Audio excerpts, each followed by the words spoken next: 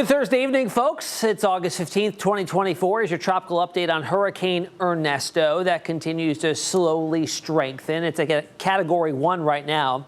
It's over the open Atlantic, not impacting anybody immediately, but it will be headed for potential rare Bermuda landfall. I say rare because it doesn't happen often. You've got a small island, big ocean.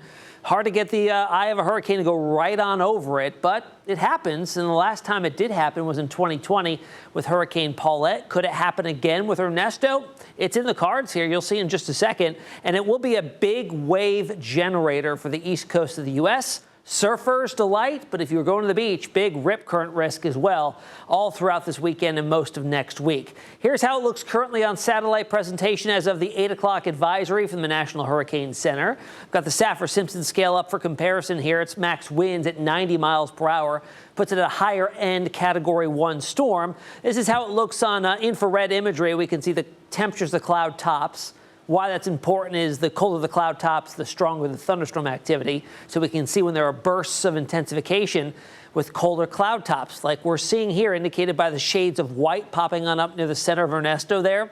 It's a burst of convection, likely a signal of some intensification underway. However, it was stunted for the last 12 hours or so, not a big jump in strength, thanks to some dry air that was pulled into the center there. That just kind of plateaued its development for a little while. Plenty of dry air off to the north and west and well off to the east, but it should be able to kind of wall itself off from it over the short term at least. Here's where it's headed. 8 o'clock advisory. Hurricane Center shows it pretty much moving off to the north and eventually northeast, strengthening a bit up to a Category 2 with max winds at 110 miles per hour.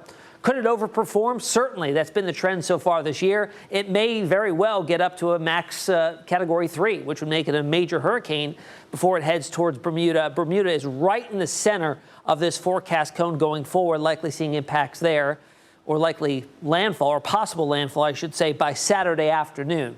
Here's how the models compare, the European and GFS, the American.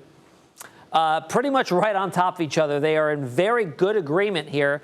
And as we get into Saturday morning, here's the center. There's Bermuda. It could very well make a landfall on Bermuda going into this upcoming weekend before building north, heading towards eastern Nova Scotia and eventually up into Atlantic Canada by early next week. As I mentioned, it's not going to be a direct impact to the U.S. East Coast, but indirect impacts in the way of rip current risk and big-time waves. We've got already a high rip current risk all up and down the southeast coastline, stretching up into the mid-Atlantic for moderate risks up towards Rehoboth Beach and southern New Jersey. And as you get into New England, there's the south shore of Long Island under a high rip current risk as well. So keep that in mind heading to the beach this weekend.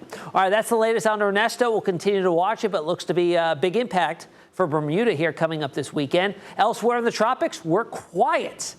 We'll see if that remains. We'll see you again tomorrow. If you have any questions, you can find me on social media, Facebook, Instagram, X, and TikTok. Enjoy the rest of your Thursday.